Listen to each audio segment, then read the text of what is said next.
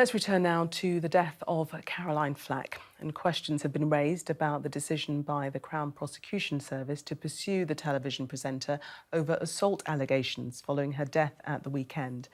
The 40-year-old was due to stand trial next month for assaulting her partner, despite him saying he didn't support the prosecution. I'm joined now by former Scotland Yard detective Philip Grindle. Welcome to you. It's a case that everybody has been discussing over the weekend. The implications of the role that social media might have played, the media at large might have played in her death. You represent people now in the public eye and guide them on how to navigate this world that we're now in, involving social media so much. Yes, I think it's particularly hostile towards women. I mean, all the evidence suggests that if you're a woman and a public figure, you're going to be abused more than a man. The abuse you're going to get is going to be far more personal, quite often sexually violent, and certainly more damaging. What advice do you give to your clients? What are the problems that present themselves to you? Well, the general advice, I mean, not just for public figures, but for anybody who's being subjected to trolls and cyberbullying, really, is first and foremost, don't respond to it. The bottom line is that the people that are sending abusive messages, they want to get a reaction. So the first thing is, don't give them a reaction. Don't respond. Don't engage. Don't get into an argument or discussion. You're never going to win that. Secondly, don't share or forward their messages. Generally speaking, they'll have a far smaller audience than you will, and by forwarding on, you're exposing them to a greater audience. You're legitimising their argument in many ways. So so don't respond. Just try and ignore as best you can what they say. Certainly, if you feel that the messages or the communications you're getting are particularly violent or obscene or harmful, try and capture them. So take a photograph of them, screenshot them, gather them, because should it come to the point where you want to report it to the police, they're going to need evidence. And certainly when it comes to someone like Twitter, if you delete or if the person deletes their tweet, it's gone. It's not recoverable.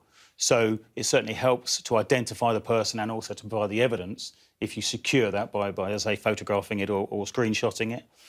I mean, those are sort of two sort of main things, really. But certainly, equally thinking about what you're sending. So if you do get something that you feel passionate about, think carefully before you start responding, because I think we've all been in that situation where we see something and you want to respond, but actually it's probably worth taking a breath and just not responding.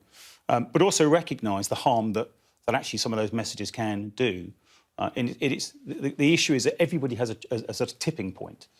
And what we sort of certainly saw when I was working in Parliament, and what we see now with Diffuse, is many of our clients, start suffering a mental breakdown.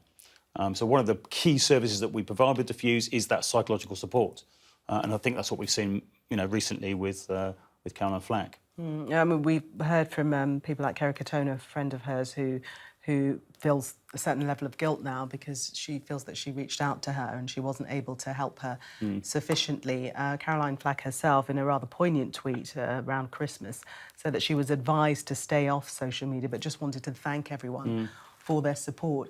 I mean, is it legitimate advice to say stay off social media completely for someone who's in the public eye?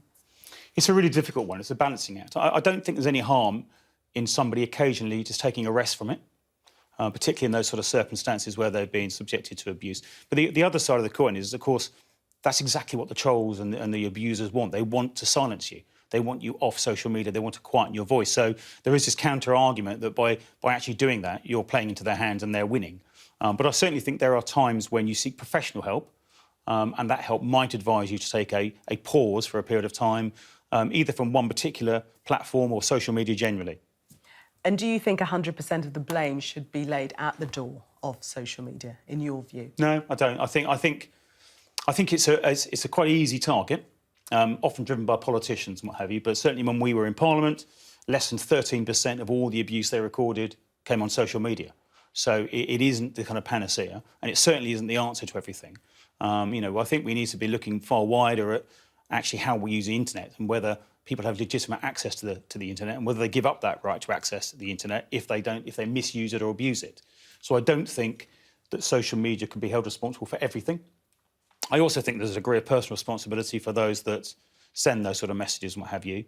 But there also does seem to be a kind of lack of real impact on those people that do that. There's no real recompense for those that send abuse. Yes, there are not isolated cases of people who get charged and go to prison or get punished, what have you, but they're few and far between still.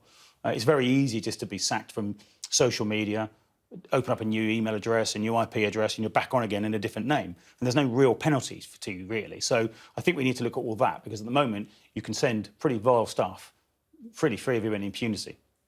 It's an area that we do need to pay attention to and perhaps have more stringent rules surrounding. Thank you very much for sharing your expertise with us. Thank you, Philip Grindle there.